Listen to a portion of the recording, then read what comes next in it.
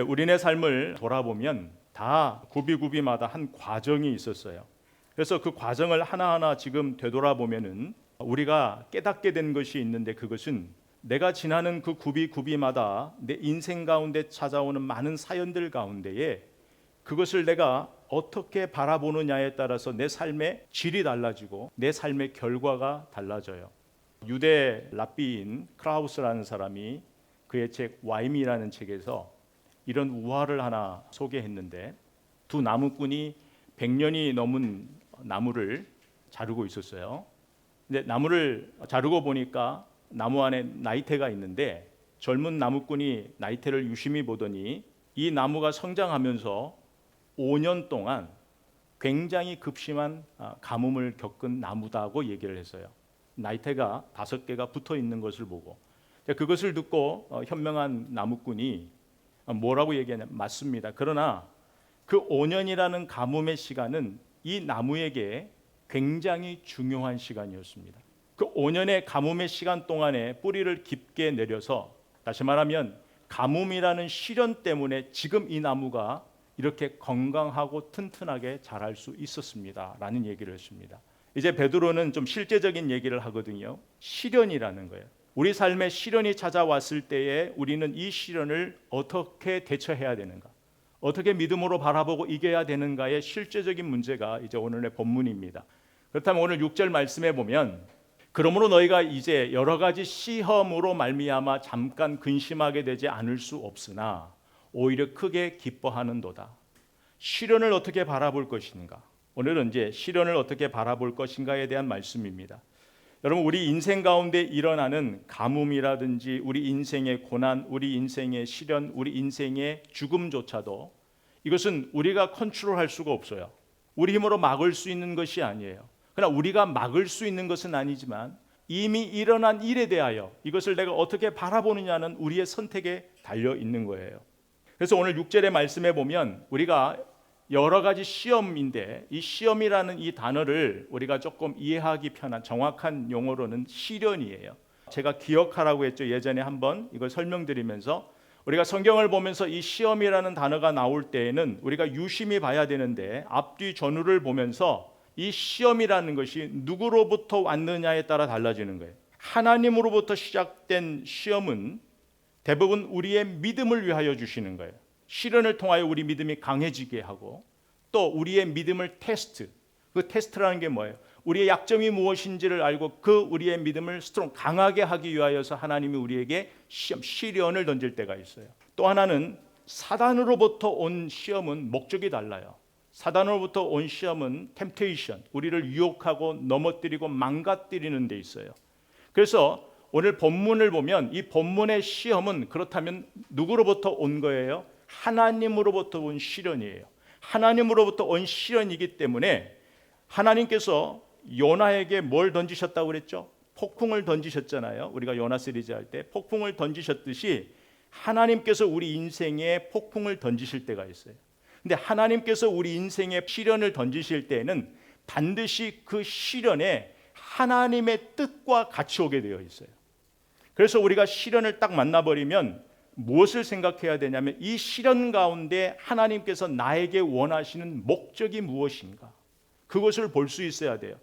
때로는 우리가 시련 가운데 있다는 건 결코 말처럼 쉬운 것이 아니에요. 그래서 여러분들이 이해할 수 없는 시련을 딱 만나버리면 기도를 해야 되는데 기도가 잘 안 되잖아요. 그럴 때는 하나님, 내가 이해할 수 없지만 하나님의 시련 안에는 반드시 하나님의 목적, 하나님의 뜻이 있다고 하는데, 그것이 무엇인지를 묻는 기도의 자세가 필요해요.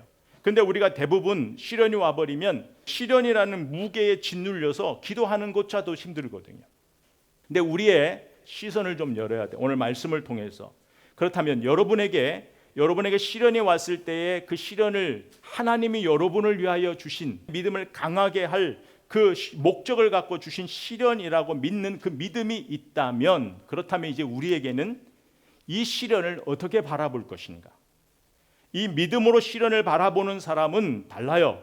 내 인생에 일어나는 모든 일이 하나님의 주권 아래에 있다는 걸 믿는 사람은 시련을 과정으로 인정해요. 여러분, 우리 안에 시련을 과정으로 인정하고 사는 사람과 결과로 인정하며 사는 사람은 완전히 삶이 달라지게 되어 있어요.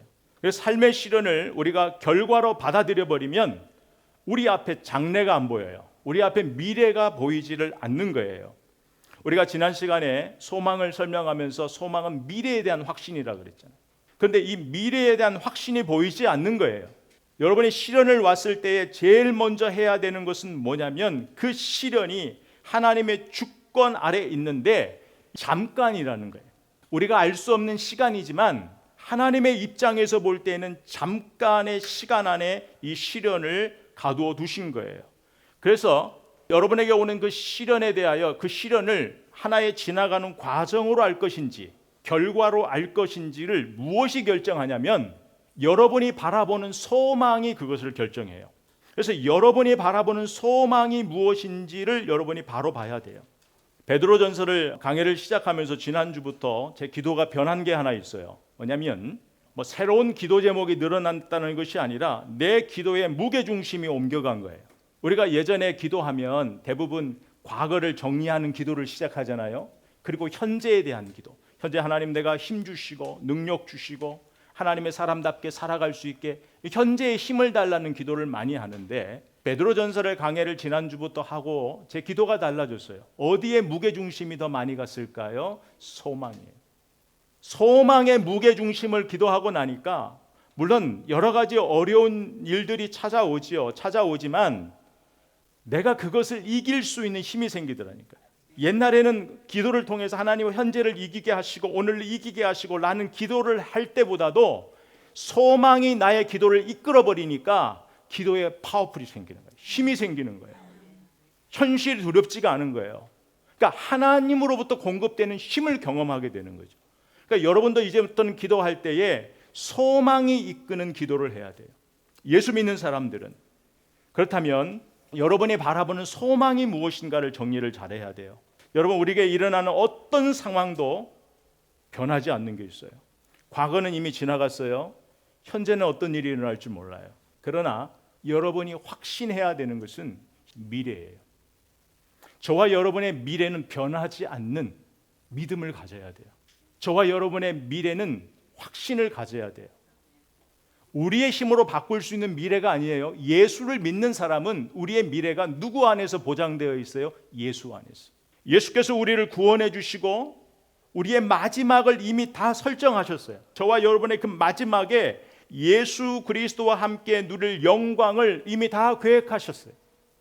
그리로 우리를 이끌어 가시는 거예요.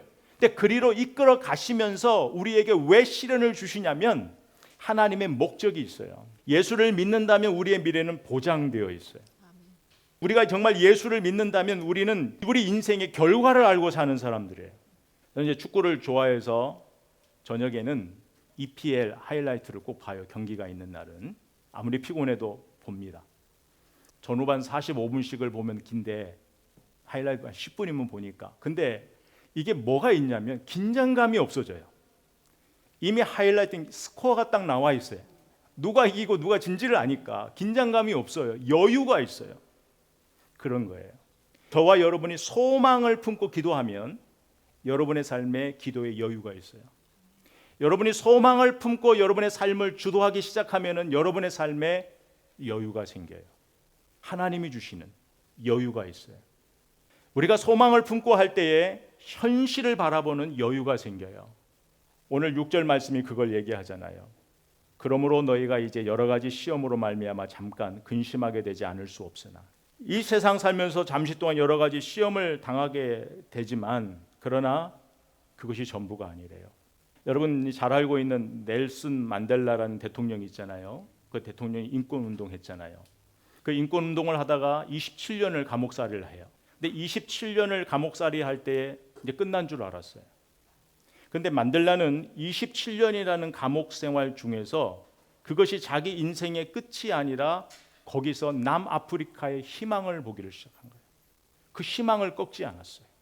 그래서 27년이라는 시간 동안에 자기를 괴롭히고 핍박한 사람들을 분노하면서 복수를 준비하면서 그 시간을 견딘 것이 아니라 그는 미래를 준비하면서 27년을 견디었어요.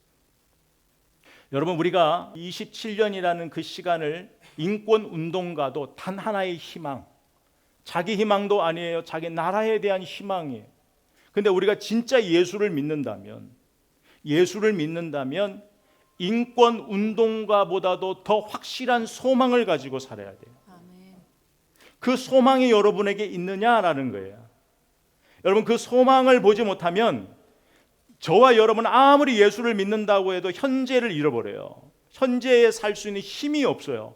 여러분이 가야 할 길을 잃어버리는 거예요. 예수 안에서 소망을 보지 못하면.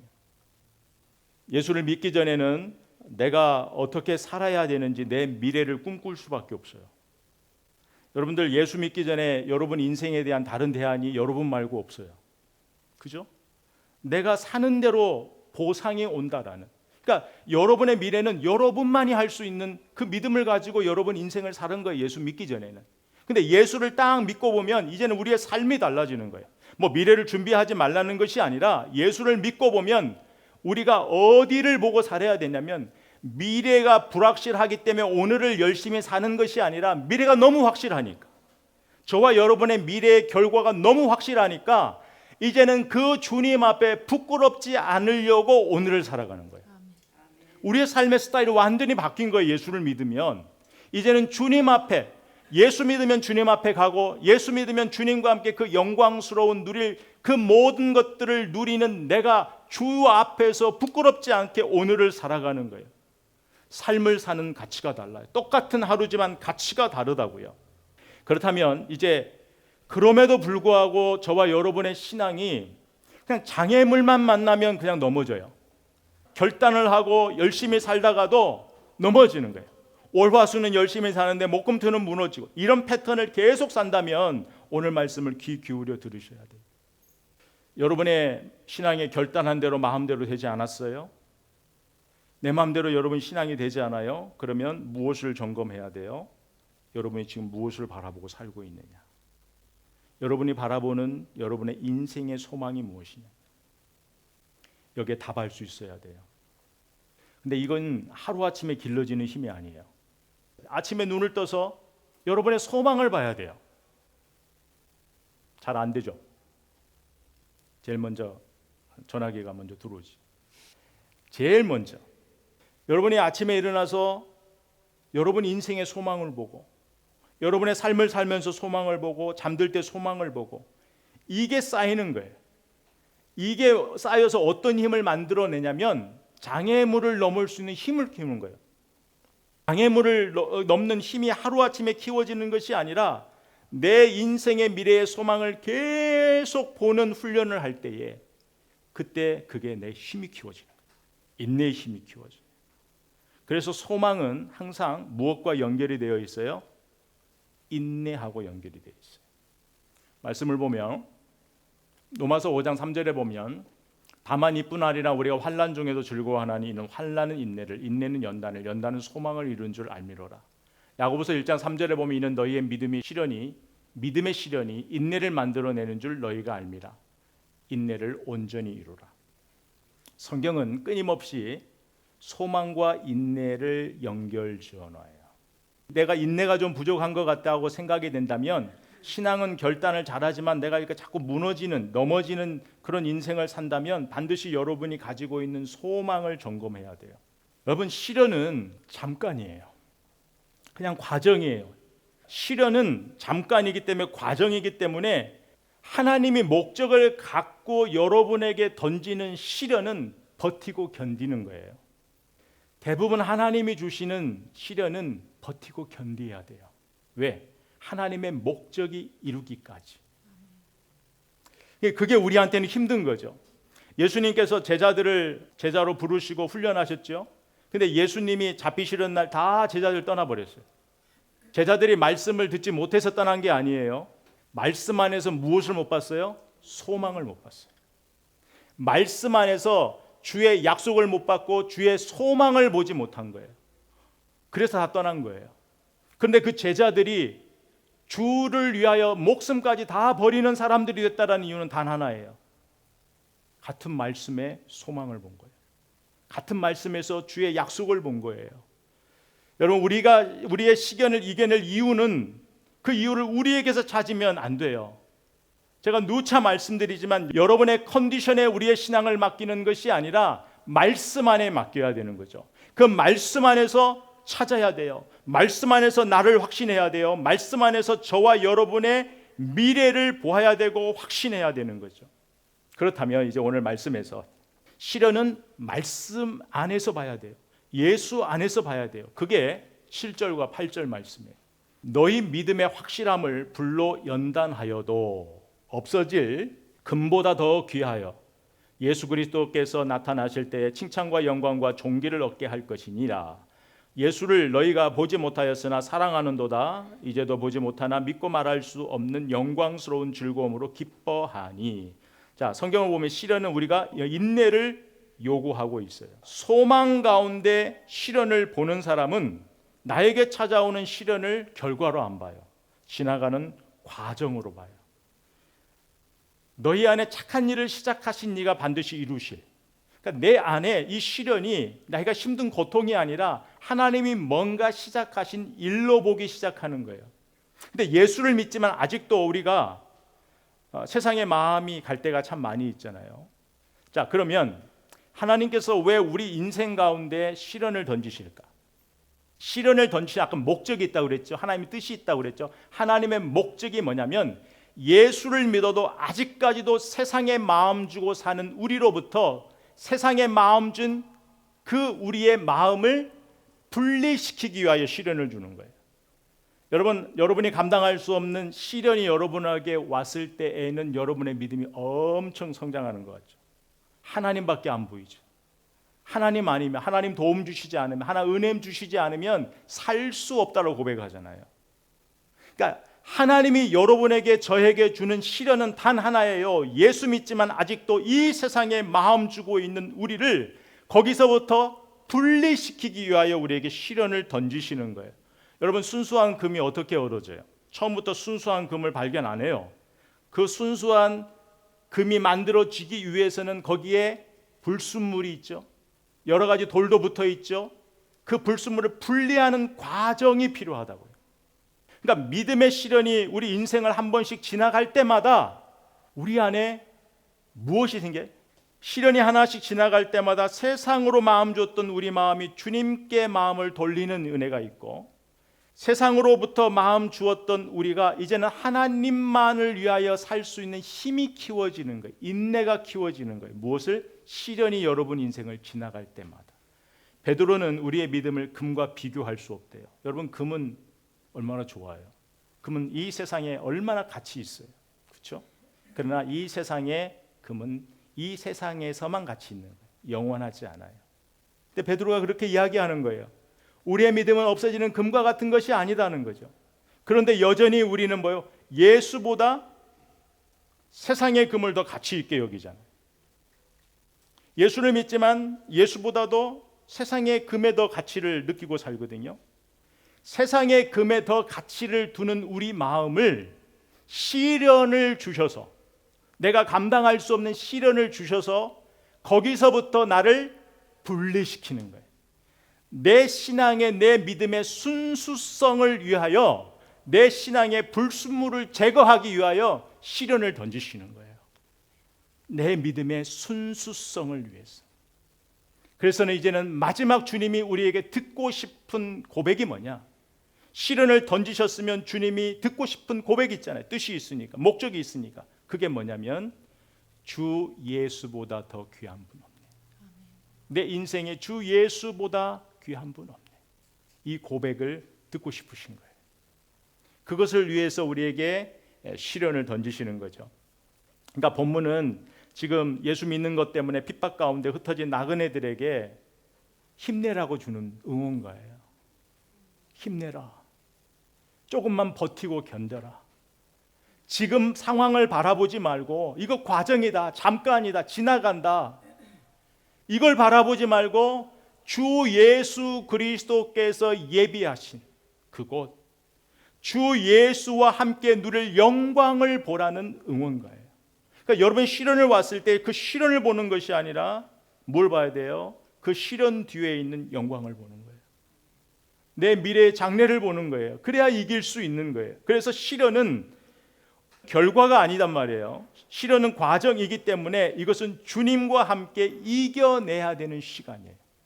주님과 함께 이겨내는 시간. 주님과 함께 이겨내려고 하면 주님과 만나는 시간이 있어야 되고, 주께 내 인생을 맡기는 시간이 있어야 되고, 기도를 통해서, 말씀을 통해서 내 인생을 봐야 되고. 그래서 시련은 주님 안에서 함께 이겨내는 시간이에요. 그럼 시련을 과정으로 바라볼 때 이제 보이는 게 있어요. 이제까지는 그 시련을 과정으로 여겨도 보이지 않는 게 있는데, 진짜 여러분 인생에 시련이 찾아왔는데 그걸 믿음으로 봐버려요.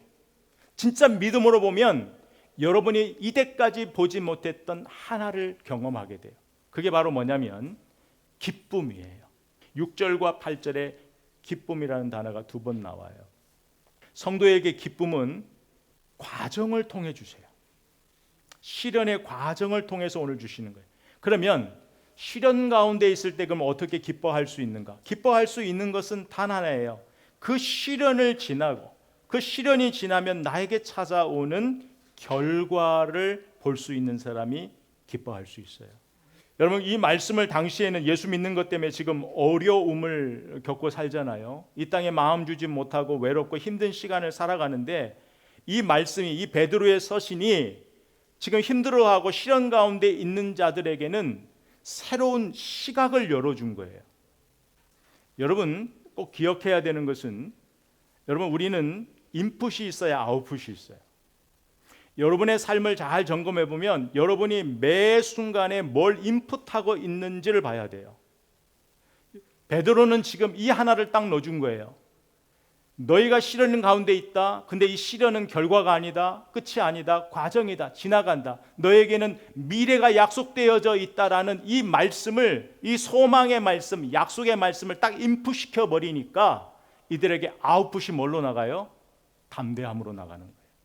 그 시련을 이기는 힘을 가지고 나가는, 관점이 달라지는 거예요. 보는 관점이. 여러분, 우리 예수님도 십자가를 지시기 위해 자기 앞에 있는 뭘 보셨어요?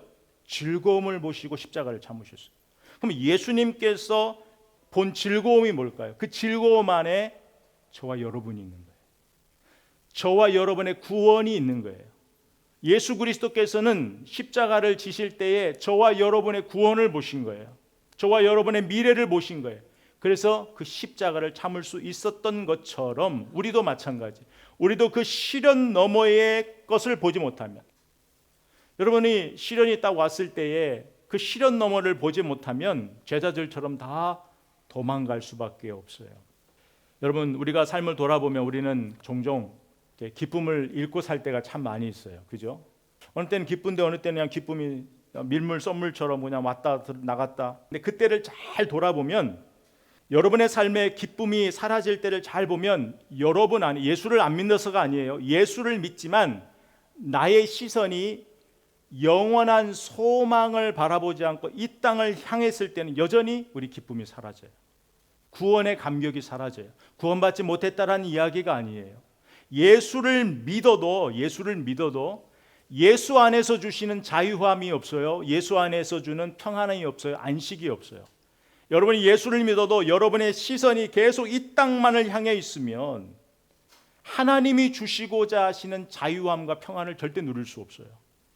하나님이 주시는 자유함과 평안함은 내 인생의 미래를 계획하시고 이미 이루신 예수를 바라볼 때만 누릴 수 있는 거예요. 그게 우리의 소망이에요. 이제부터는 그렇다면 이제 우리에게 어떤 시련이 와도 무엇 안에서 봐야 돼요? 소망 안에서 봐야 돼요. 주님은 결코 우리의 시련의 길을 홀로 걸어가게 하지 않으세요. 지난주에 5절에 하나님이 뭐라고 했어요? 지켜주신다, 보호하신다고 그랬잖아요. 여러분, 그 시련의 길을 갈 때에 주님이 함께 하세요. 근데 주님이 함께 하시면서 곁에만 계시는 게 아니에요. 주님이 우리의 힘든 걸 안아주세요. 여러분이 내 시련 가운데 주님이 함께 한다라는 것을 느끼는 순간에 주님의 따스한 온기를 누릴 수 있는 거예요.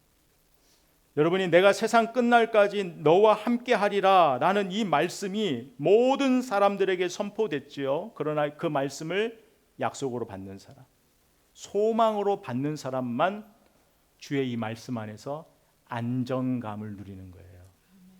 저와 여러분이 이제 예수를 믿고 사는 것이 소망인데, 그러면 저와 여러분의 예수를 믿게 하신 목적이 뭘까요? 믿음의 결국 곧 영원의 구원을 받음이라. 9절의 말씀이에요. 이건 이제 많이 아실 테니까 그냥 간단하게 설명드리고 넘어갈게요. 기쁨의 근거는 영원 구원에 있어요.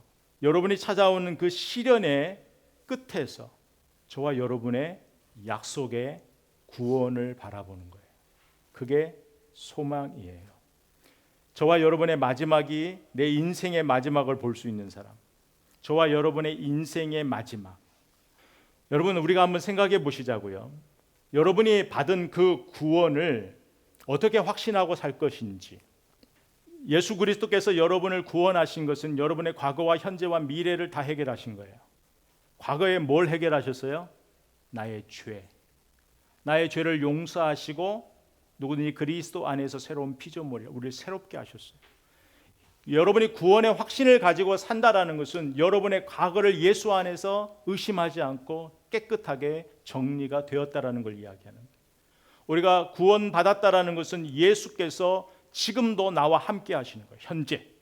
현재 나와 함께 하시는 거예요. 나와 동행하시는 거예요. 나의 안전지대가 되어주고 나와 함께 하신다라는 거예요. 그리고 내가 예수를 통하여 구원받았다라는 나의 미래는 영광과 존귀와 칭찬이에요. 그날 우리 주님이 잘했다. 내가 너를 보았다. 너를 안다.